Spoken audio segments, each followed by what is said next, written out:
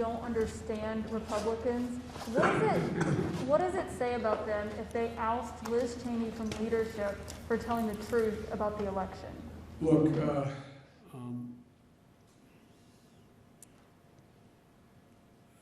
it seems as though the Republican Party is trying to identify what it stands for.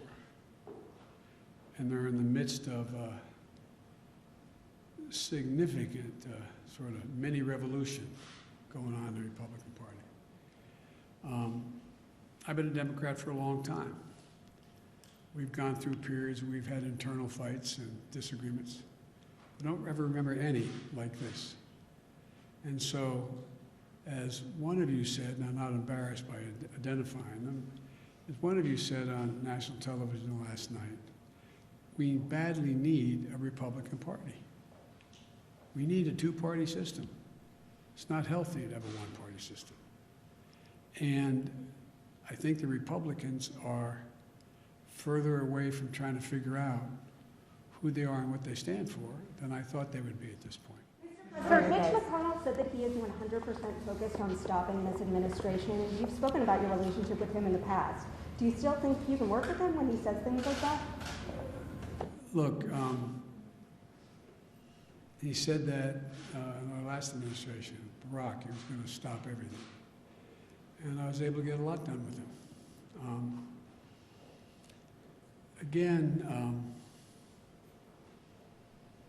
Look, everything I'm proposing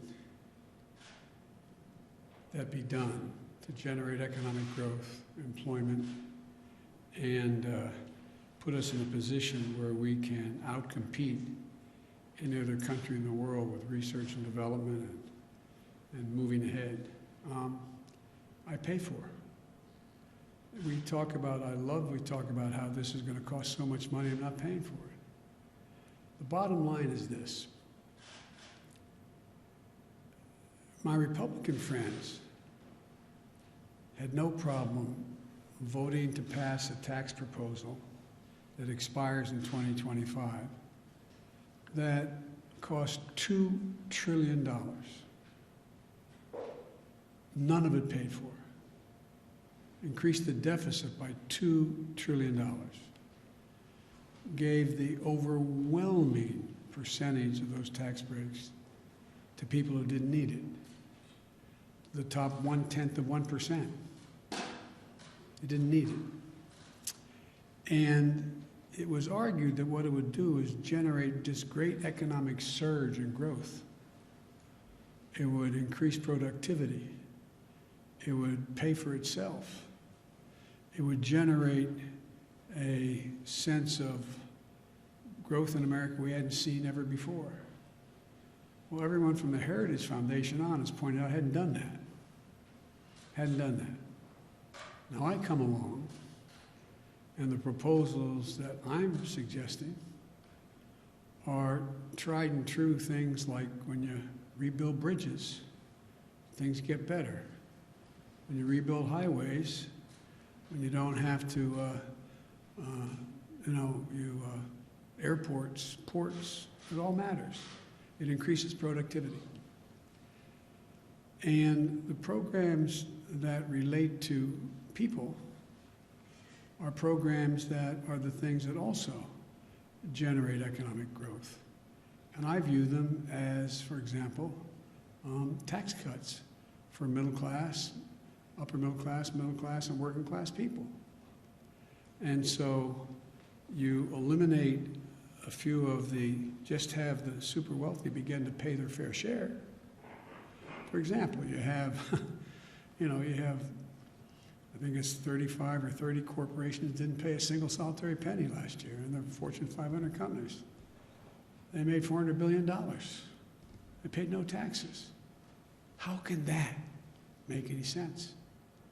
Especially since these corporations, and I come from the corporate capital of the world, more corporations are incorporated in my state than all the rest of the country combined. If you notice, corporations aren't investing any money in research and development. Somewhere, what's most of it going to? Buying back their own stock? stock dividends, which makes sense, leaving by some studies less than 10% for research, development, pay raises, etc.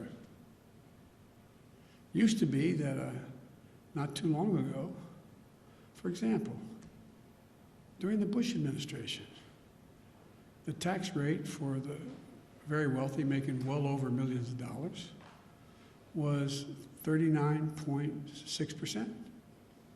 It's now 37%.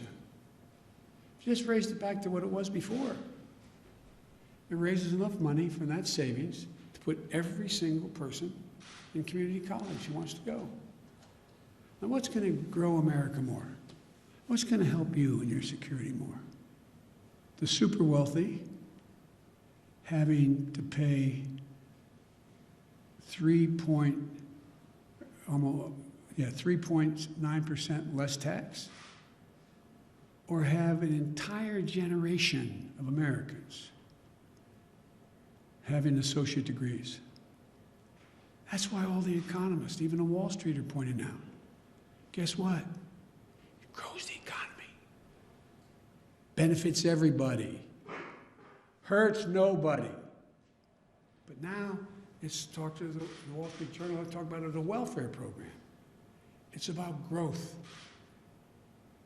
And so, you know, the idea that